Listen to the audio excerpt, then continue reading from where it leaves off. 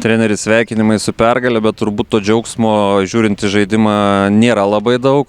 81 tašką per pagrindinį laiką yra įmetusios tik tai Kibirkštis, Neptūnas, TTT ir Baltijos šalių čempionato ketvirtfinalio LCC, tai iš viso 5 kartai. Šiandien Alytus, būdamas 6 irgi įmeta 81 tašką. Kaip manot, kas nutiko paskutiniu metu komandai?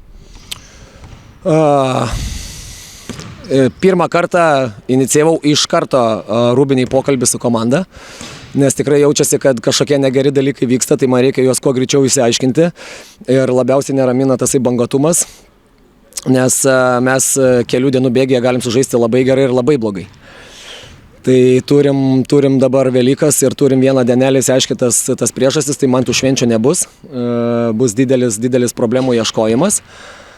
Ir tiek, ir dabar dar kol kas sunku atsakyti, nes šiaip iš esmės tai šiandieną buvo labai blogos rungtynės ir net kad ir pelnėm mes čia 96 taškus su pratęsimu, vis tiek nebuvo gero puolimo, apie gynybą aš iš vis net negaliu kalbėti, nes niekas neveikia, ką mes ruošiamės, ką mes planavom, niekas neveikia ir nežinau kodėl, nes gal tai ir veiktų, jeigu mes darytumėm taip kaip reikia, bet mes žaidžiam ne kartais, bet dažnai tiesiog atvirkščiai nuo to, kaip mes turim žaisti. Tai man reikia surasti tas priežastis dabar kodėl.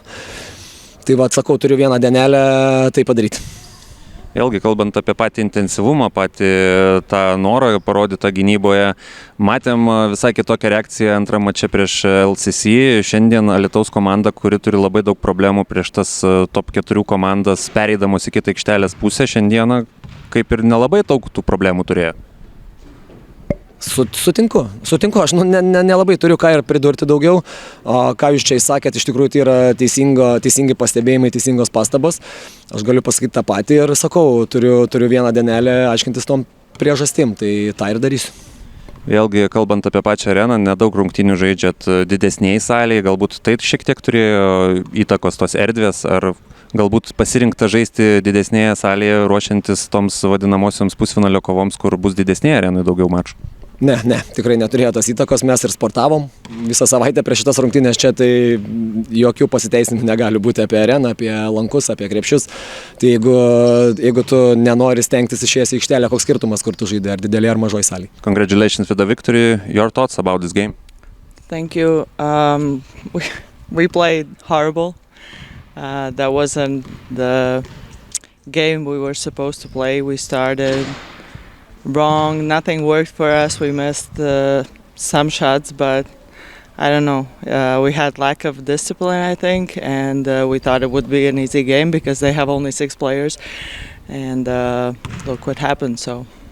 Do you agree that your team lacked intensity in defense because Alytus has very easy transition to the offense, while all the season Alytus team struggled to do that?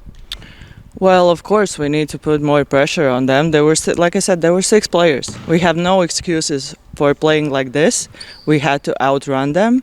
All of our players had to be on the court, had to have a chance to play, but the score didn't allow us to do it.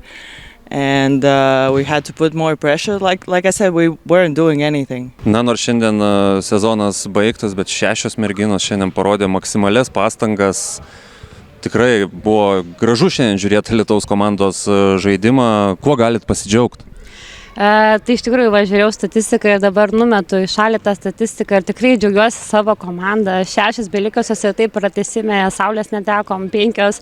Tikrai kaip karžį gesėjo tą aikštelę, taip daug tų klaidų buvo, tokių kartais ir vaikiškų, bet nepasidavėm ėjom ir šiandien mačiau kokybę, tikrai ir išnaudojom ir tuos highlightus ir mismatches išnaudojom ir sakykime, tai, ką norėjom iš tų derinių, tikrai šiandien komanda girdėjo mane ir labai to džiaugiuosi, tai labai noriu pasveikinti. Baigėsi sezonas, gaila, bet turėsim kitą sezoną ir tikiuosi tęsim tuos darbus ir su tokiam karžygėm, manau, kad daug ką nuveiksim.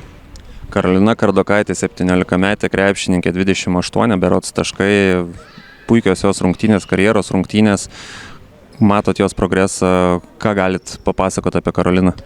Tai teisingai pasakėte, jinai tikrai jauna žaidėja ir labai kartais būna daug nedidelis noras viską nuveikti ir kartais tai pakiša koją, bet jos disciplina tiek treniruotėse, tiek varžybose ir tas įsiklausimas trenerio tai yra tikrai aukšto lygio ir, sakykime, ką ir kalbėjom prieš tai, kad turi pajausti metimą, esi tikrai gerą ranką turintis žaidėja ir tikrai negerbė tavęs, kartais eina per apačią ir jinai šiandien atsižvelgia į tai ir visi tie metimai, tai jos dėka, kad jinai išgirdo mane, tai aš labai džiaugiuosi, kad tai aukšto lygio žaidėja ir jei tęs tuos darbus tikrai galės kažką ateityje gerą nuveikti.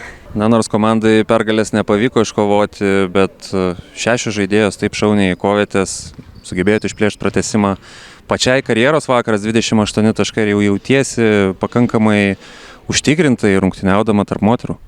Taip, jaučiuosi tikrai labai užtikrinta ir kadangi buvome tik 6, tai reikėjo atidirbti už visas žaidėjas, kurios negalėjo dalyvauti varžybose.